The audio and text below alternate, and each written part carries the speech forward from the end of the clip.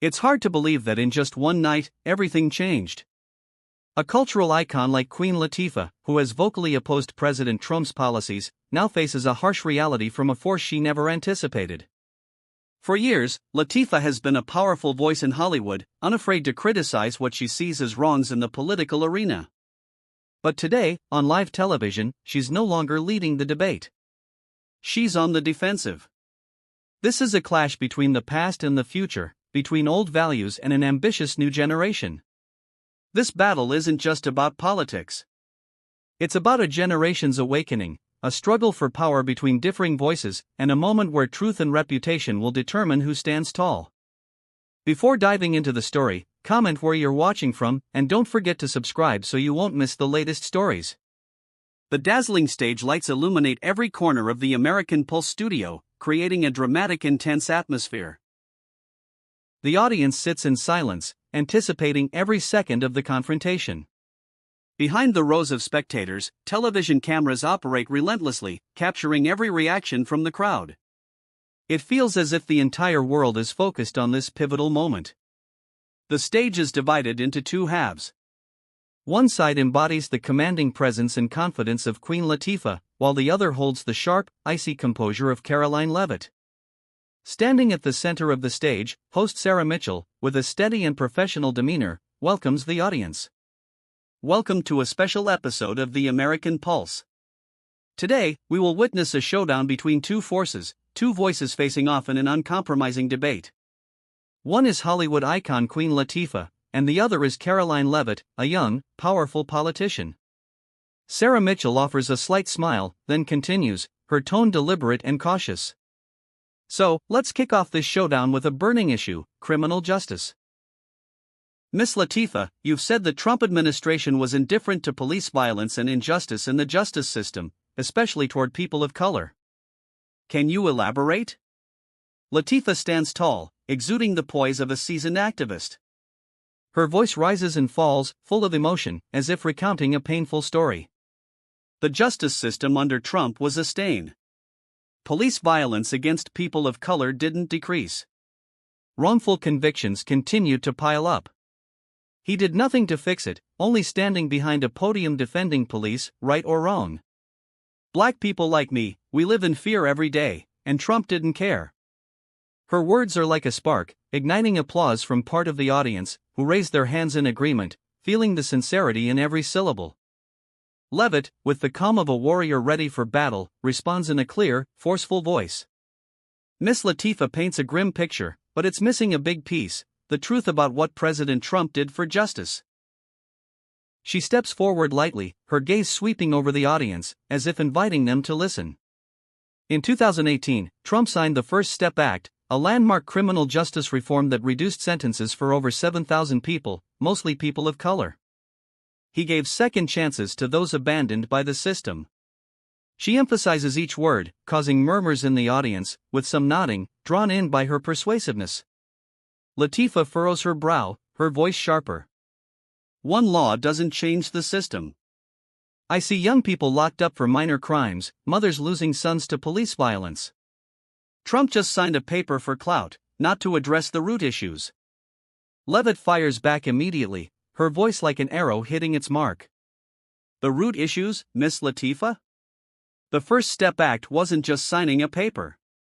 It reformed unfair sentencing laws, invested in re-entry programs, and helped thousands of people of color return to their families and jobs.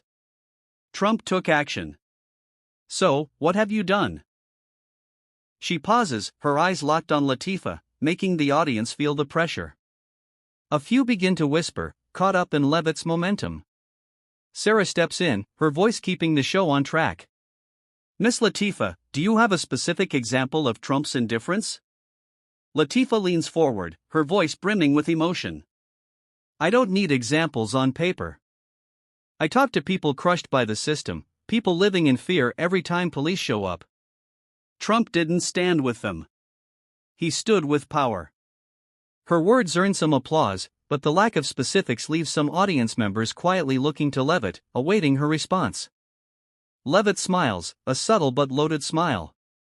Miss Latifah, if you're really talking to those people, maybe you should listen more closely. She gestures to the screen behind her, and the audience gasps as a document appears, an invitation from a criminal justice reform organization. Leavitt's voice rings out, sharp as a blade. This is an invitation sent to you, asking you to join a campaign to promote re-entry for black individuals released from prison, funded by Trump's programs. But you declined, citing a busy schedule. So, are you fighting for justice, or only when the cameras are rolling? The studio erupts with stunned murmurs. Latifah clenches her fists, struggling to maintain composure. I get dozens of invitations every year. I can't attend them all. Don't twist my intentions. Her voice rises, but her defensiveness is clear, causing the audience to waver. Leavitt doesn't let Latifah off. Intentions, Miss Latifah? You've built an image as a champion of justice, but when given a real chance to make a difference, you're busy. Meanwhile, Trump signed laws, invested millions in programs to help black people reintegrate. That's action, not words. She turns to the audience, her voice sincere but cutting. The American people need leaders who actually work, not just show up for photo ops.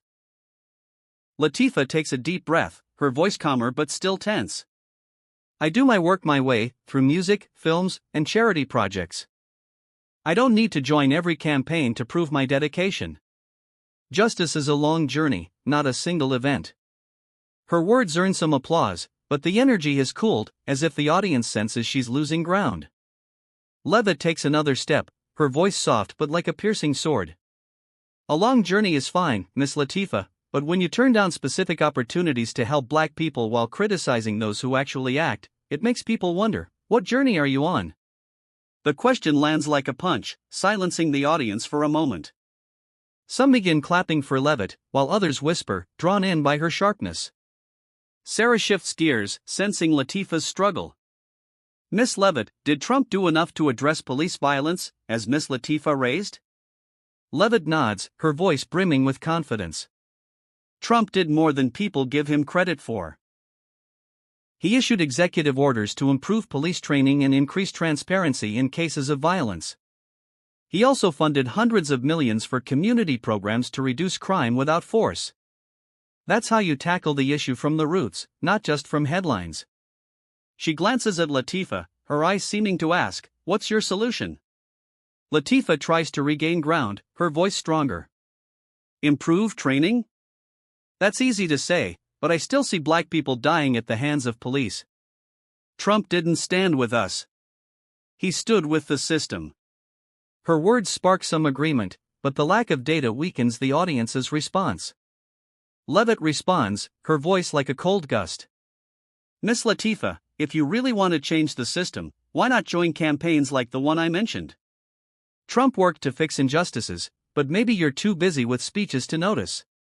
She pauses, letting the audience feel the weight of her words. Trump delivered real justice. What do you bring besides emotional stories? After the relentless exchange, the studio atmosphere remains heavy, as if time pauses to absorb the power of the words. Sarah Mitchell, with her steady demeanor and bright smile, smoothly shifts the mood, keeping the tension from lingering. Her voice rings out, full of professional poise. Thank you, Karoline, for those candid perspectives. Now, Miss Latifah, we've just heard a very different view on President Trump's criminal justice record, and now I'd like to invite you to share more on another critical issue, the economy. In recent statements, you've criticized President Trump as a failed businessman and said his policies harmed black families. Can you clarify how these policies connect to the impact on the communities you represent? Latifah takes a deep breath, regaining her confident poise. She begins, her voice low but magnetic, as if telling a familiar story. Trump bragged about the economy, but what's the reality? Inflation under him crushed black families, driving up the cost of food and gas. His promises of jobs? Just hot air, never reaching neighborhoods like the one I grew up in. He's a failed businessman, leaving vulnerable communities drowning in hardship. Her words ignite applause from one corner of the audience, who nod in agreement, feeling the frustration in her voice. Sarah turns to Leavitt, her eyes curious. Miss Leavitt, how do you respond? Leavitt, standing tall with formidable calm, replies in a clear voice, each word carefully measured. Miss Latifah paints a bleak picture, but it's missing something critical: the truth. President Trump's economic policies created a booming economy, especially for black communities. She cites a figure, her voice compelling. Before the pandemic, Trump's 2017 Tax Cuts and Jobs Act spurred the creation of over 4 million new jobs, including hundreds of thousands for Black and Hispanic Americans.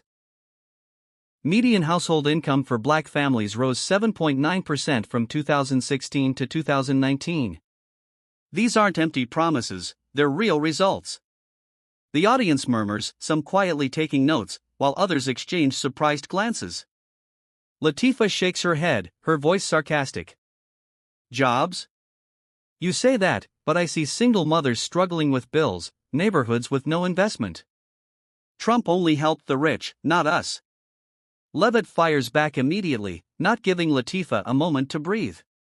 Miss Latifah, if you're really walking through those neighborhoods, you'd see small businesses, many owned by black people, thriving thanks to Trump's tax cuts. He slashed stifling regulations, helping entrepreneurs start businesses, not just the rich. She pauses, her sharp gaze sweeping the audience. Ask the people opening barber shops or grocery stores in Harlem or Atlanta. They'll tell you about the opportunities Trump created. A few audience members nod, drawn into Leavitt's argument. Sarah keeps the show on track. Miss Latifah, do you have any data to counter this, or is this personal experience? Latifah leans forward, her voice brimming with emotion. I didn't bring charts, but I bring the heart of the people I meet. I see them lining up at food banks, losing jobs because of inflation. Trump didn't care about them, only his billionaire friends. Her words resonate with some audience members, but the lack of specifics makes a few frown, awaiting Leavitt's response. Leavitt smiles faintly, but the smile conceals a blow about to land. Miss Latifah, if you want to talk about heart, let me talk about the truth in your heart. She gestures to the screen behind her, and an advertisement begins to play. The audience gasps as Latifah appears, smiling, promoting a major cosmetics brand. Leavitt continues, her voice sharp as a blade. This is you, endorsing a company that directly benefited from Trump's Tax Cuts and Jobs Act, saving millions in taxes. Yet you stand here criticizing his economic policies while profiting from them. What do you call that? Caring for the community, or just opportunism? The studio buzzes with shocked murmurs. Latifah clenches her fists, struggling to stay composed. That's just work. I promote products, not policies. Don't distort the truth. Her voice rises, but her defensiveness is evident, causing the audience to waver. Leavitt gives Latifah no quarter. Work, or hypocrisy? You've built an image as a fighter for justice, but you partner with companies profiting from the policies you condemn. If you really care about single mothers, why not reject those lucrative contracts? She turns to the audience, her voice sincere but cutting. The American people deserve leaders who act consistently, not just say pretty words on stage. Sarah raises a hand, trying to ease the tension. Miss Latifah, would you like to clarify your connection to this brand? Latifah takes a deep breath, her voice calmer but still tense. I work with many brands to inspire women, especially black women. I don't control their tax policies. My job is to amplify voices, not play politics. Her words earn some applause, but it lacks the earlier fervor, as if the audience senses her struggle. Leavitt takes another step, her voice both gentle and devastating. Amplifying voices is fine, Miss Latifah. But when your voice rings out in ads profiting from the policies you criticize, what does it become? A message, or just a transaction? The question cuts like a knife, silencing the audience for a moment. Some begin clapping for Leavitt, while others whisper, caught in her momentum. Sarah shifts gears, sensing Latifah's faltering. Miss Leavitt, did Trump's economic policies truly benefit black communities, as you claim? Leavitt nods, her voice brimming with confidence. Absolutely. Beyond jobs, Trump championed opportunity zones, tax-incentivized areas in black neighborhoods that helped build schools, stores, and create thousands of local jobs. That's how he empowered communities economically, not with words, but with action. She looks at Latifah, her eyes seeming to ask, "What actions have you taken?" Latifah's voice grows stronger. "Opportunity zones? Just a ploy to help Trump's rich friends. I've walked through those neighborhoods and seen people still struggling. Don't talk to me about opportunity when they can't even afford a decent meal." Her words spark some agreement, but the lack of data weakens the audience's response. Leavitt responds, her voice sharp as a blade. "If you've really set foot in the neighborhoods you keep mentioning, Miss Latifah, you'd see small businesses reopening, families finding hope again, thanks to President Trump's policies." She leans slightly forward, her eyes never leaving her opponent. "But maybe you're too busy with ad contracts and red carpet events to notice." The audience erupts, Leavitt's applause mingling with gasps of shock. The studio vibrates with the intensity of the debate.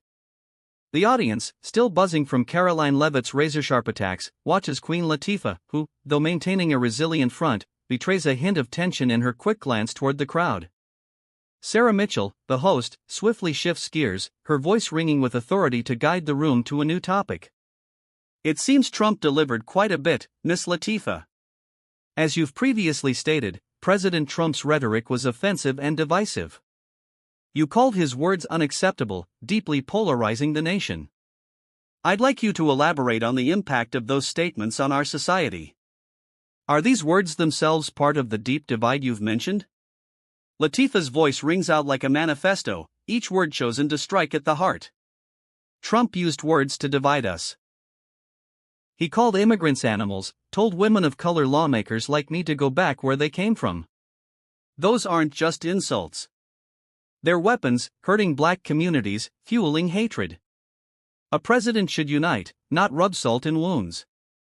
Leavitt responds with astonishing calm, her voice carrying an undeniable force. Miss Latifah talks about divisive rhetoric, but she forgets one thing: context. President Trump always put Americans first, and his statements were often twisted by the media to fit their narrative. She steps lightly toward the audience, as if sharing a secret. When he spoke about illegal immigrants, he targeted criminals, not entire communities. When he challenged politicians, he demanded loyalty to America. That's candor, not hate. Latifah shakes her head, her voice exploding with indignation. Context? No context justifies calling humans animals. I grew up in neighborhoods where words could kill hope. Trump knew that, but he still chose to pour fuel on the fire. Her words earn applause, but it's less fervent than before, as if the audience is starting to question her persuasiveness. Leavitt presses on. Miss Latifah, you say words have power, and I agree. But if words matter, where's the consistency in yours? She gestures to the screen behind her, and the audience gasps as an old interview plays.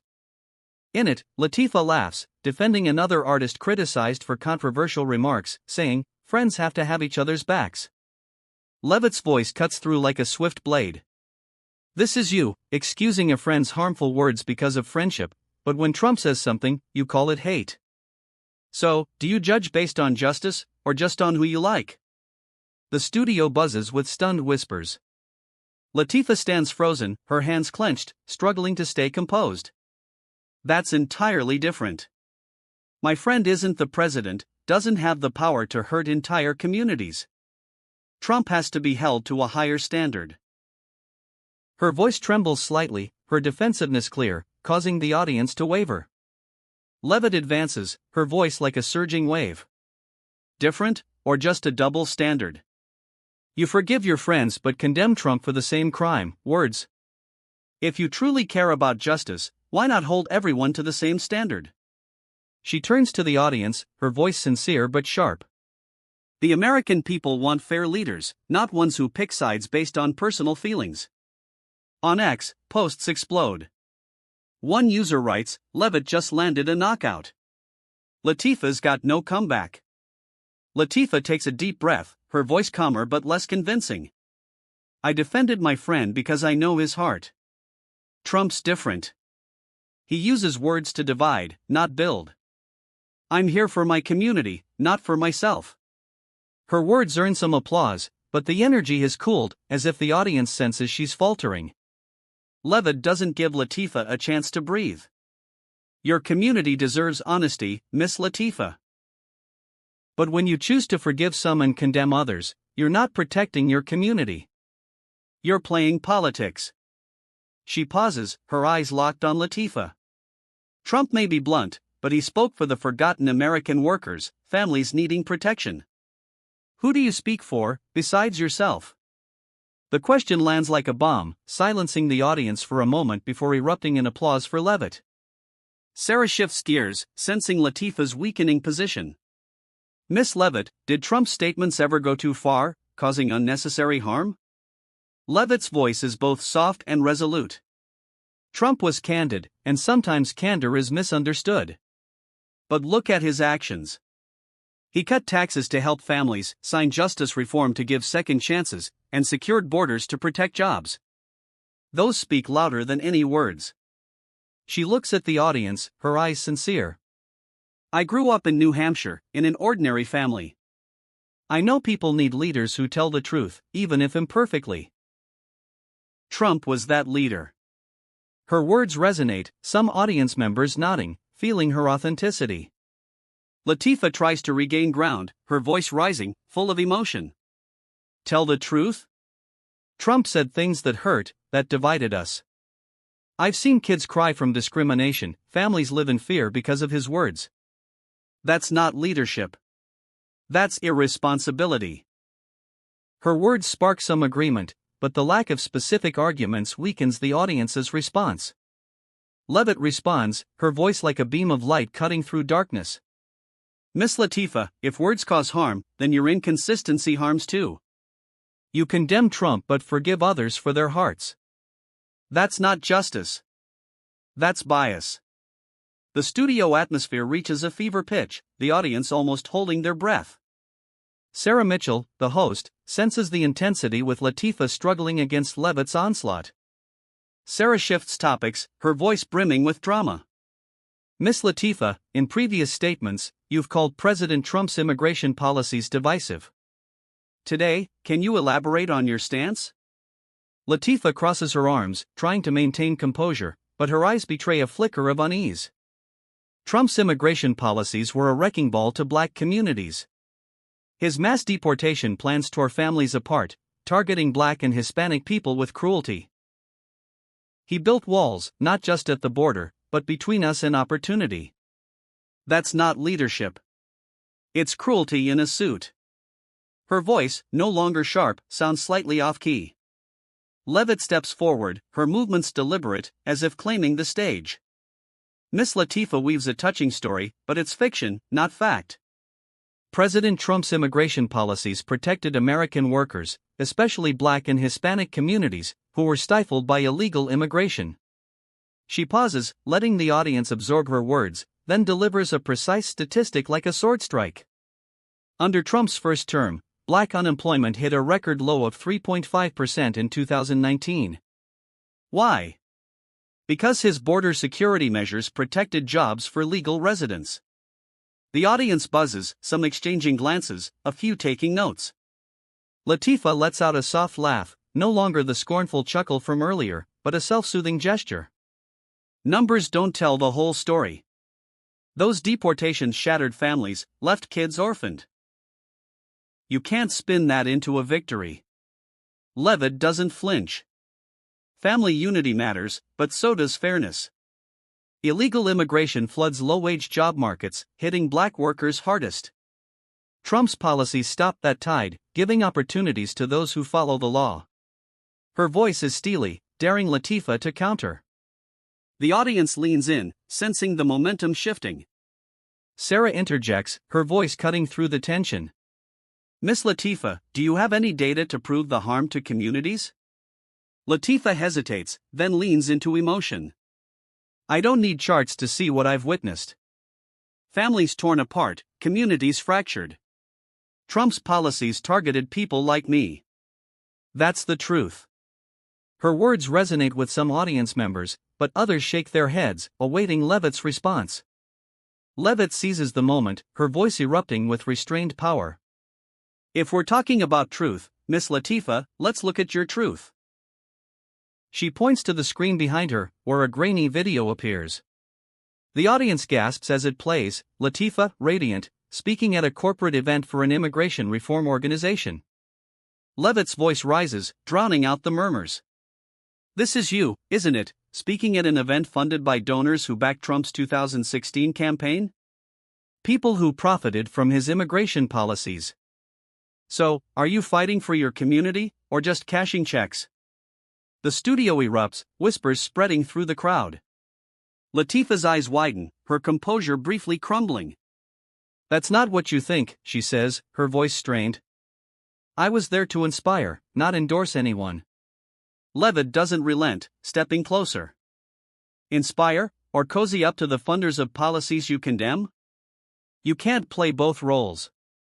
She turns to the audience, her voice intimate but sharp as a blade. "Latifah wants you to believe she's a champion of the underdog, but her actions tell a different story. She's built a career on powerful words, but where's the consistency?" Sarah raises a hand, trying to steer the discussion. "Miss Latifah, would you like to address this accusation?" Latifah takes a deep breath, her hands gripping the podium. "I've dedicated decades to my people. One event doesn't define me. I don't control who funds what. My work speaks for itself." Her voice is compelling, but a hint of uncertainty shows, and the audience notices. A few clap, but the energy is lackluster. Leavitt doesn't stop. "Your work is inspiring, no one denies that. But when you stand here accusing Trump of dividing communities while having worked with his supporters, it raises questions. Do you not know, or do you just pick and choose your outrage?" The question hangs, sharp and unrelenting. On social media, posts start to spread. Sarah shifts gears, sensing Latifah's struggle. "Miss Leavitt, how did Trump's policies balance enforcement with humanity?" Leavitt nods, her voice softer but firm. "Trump took a tough but fair approach. He streamlined legal immigration to honor those who respect the law, while cracking down on illegal border crossings, which drain public resources.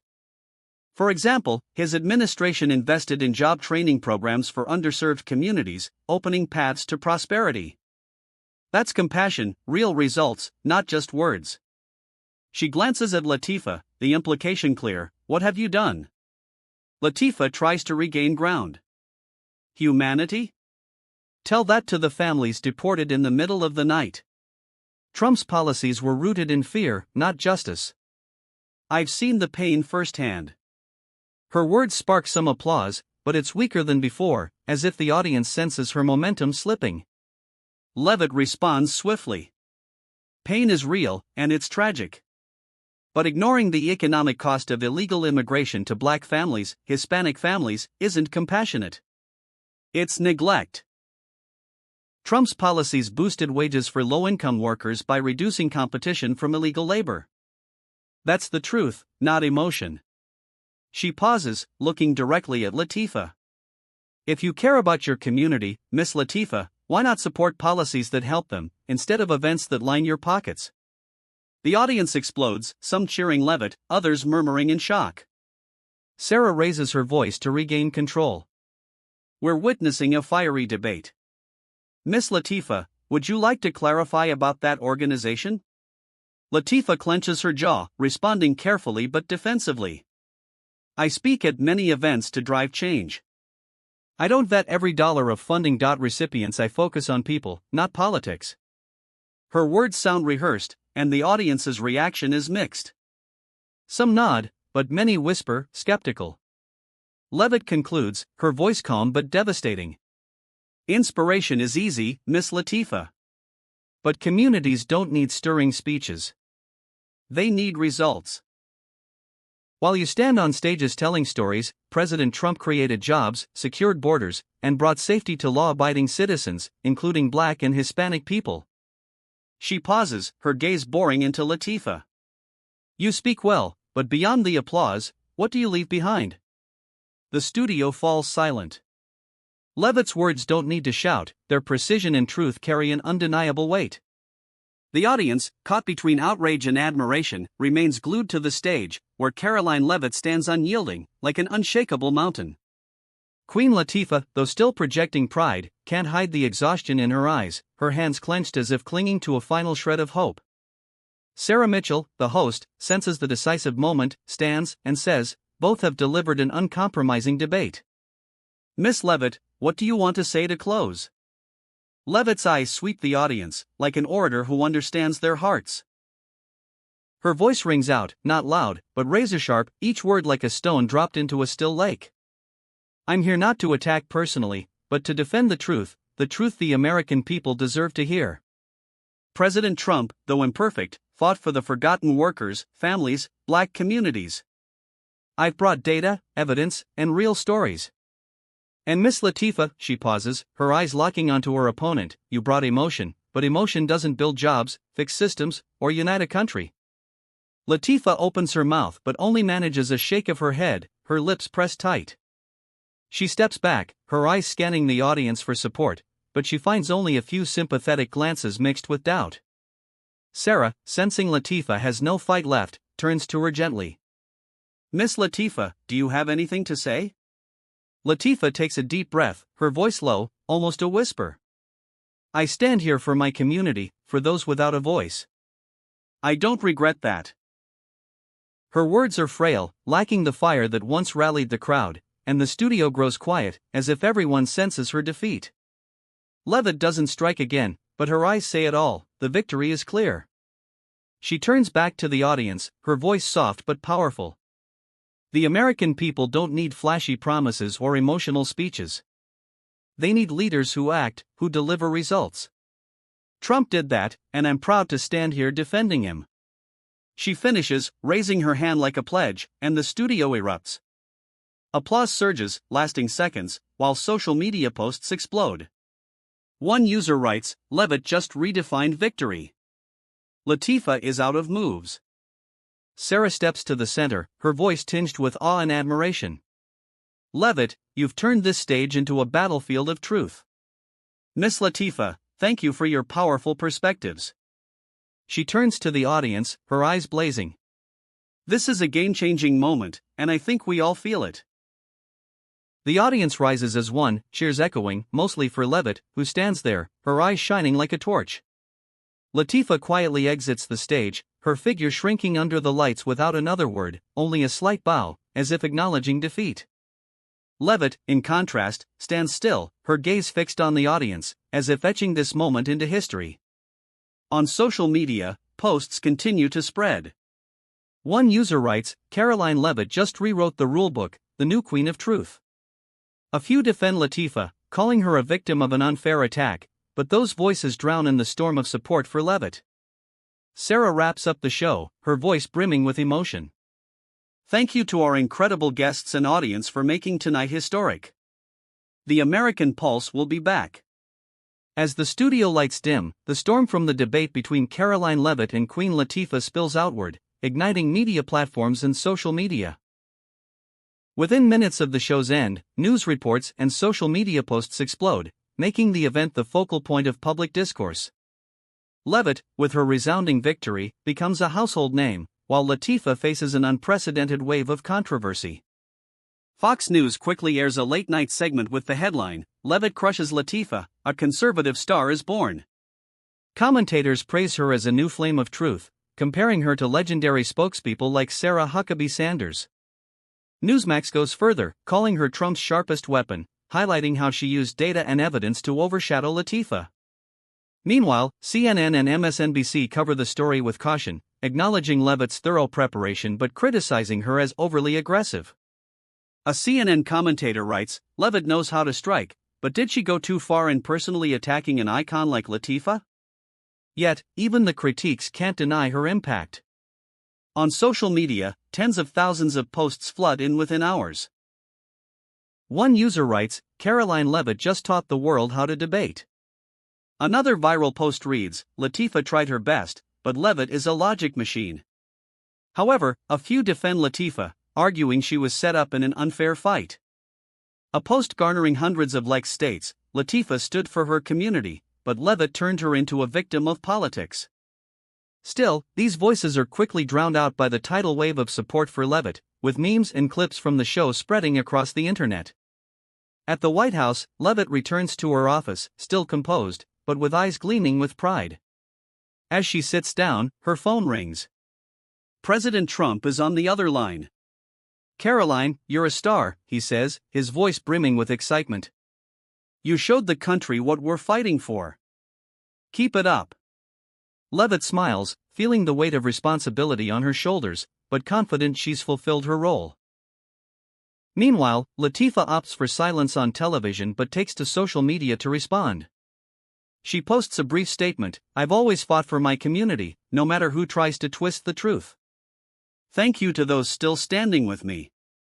The post garners thousands of likes from fans but is also bombarded with negative comments from Leavitt supporters. One writes, "Miss Latifah, face the truth like Leavitt did." The divide on social media starkly reflects the debate's profound impact. Sarah Mitchell, the host, appears in a short post-show interview, sharing her thoughts with awe.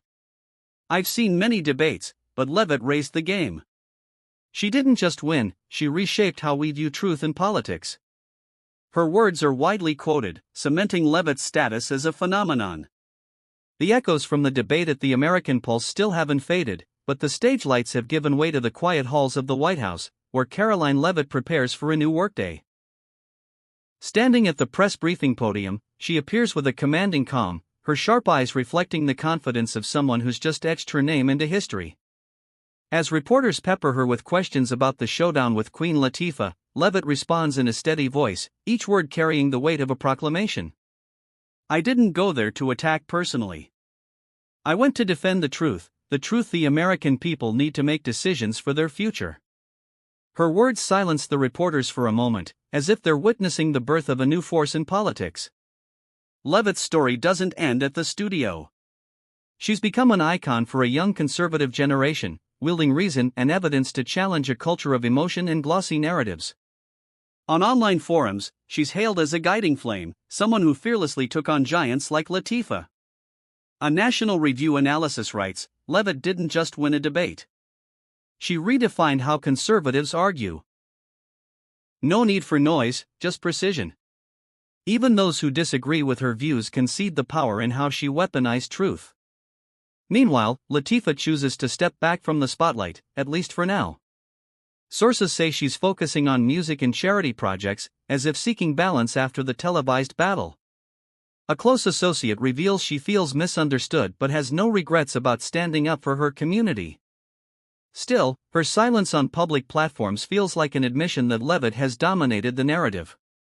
A rare ex-post from Latifah reads, "I'll keep fighting, but in my own way." The post garners support from fans, but it's not enough to dim Leavitt's radiance. As Leavitt steps out of the press briefing room, morning sunlight streams through the White House windows, casting a glow around her, as if affirming her new role. She's not just the youngest press secretary in history, but a standard bearer for those who believe truth can triumph over emotion, that action matters more than image. A White House colleague, in a private conversation, says of her, "Karoline doesn't just speak for Trump. She speaks for ordinary Americans, and she does it better than anyone." The image of Leavitt standing before the American flag, preparing for another workday, becomes the final emblem of this story. She needs no crown or title, for her victory is etched in the minds of millions of viewers. A post shared thousands of times reads, "Karoline Leavitt, the woman who made truth an art." Meanwhile, Latifah, still an icon, faces the question of whether she can reclaim her stature after this fateful clash. As the story closes, Leavitt's legacy is clear: she didn't just defeat an opponent. She laid the groundwork for a new approach to public debate, where truth, not emotion, leads the way. With every step, Leavitt proves she's not just a rising star, but a flame that will burn enduringly in the hearts of those who value reason in action. The story of the showdown between Karoline Leavitt and Queen Latifah at the American Pulse deeply reflects the polarization in American society today, where public debates often hinge on emotion versus truth, personal image versus societal responsibility. Leavitt, with meticulous preparation, wielding data like the 3.5% black unemployment rate or the First Step Act, proved that reason and evidence can overcome Latifah's emotional critiques. Conversely, Latifah, though representing her community's voice, exposed weaknesses in her lack of consistency, such as attending events tied to Trump supporters or declining a justice reform campaign. This debate mirrors a reality in America, where discussions on immigration, economy, justice, and public rhetoric are often dominated by emotion over data, leading to deep division. The lesson from this story is that in a polarized society, individuals must arm themselves with knowledge and honesty to engage in public dialogue. Leavitt's victory stemmed not just from her eloquence, but from her thorough preparation, from economic statistics to bombshell revelations exposing Latifah's contradictions. This reminds us that, whether in work, political debates, or social media, relying on truth and consistency in action is key to building trust. Latifah, despite good intentions, lost ground due to a lack of evidence and exposed personal flaws, showing that public image alone isn't enough without substantive action. So, in life, learn to listen, verify information, and act consistently with your values to not only persuade, but create real change. Hit the subscribe button to explore more game-changing truths like Leavitt did. Thank you for joining us, and see you in the next video at The American Pulse.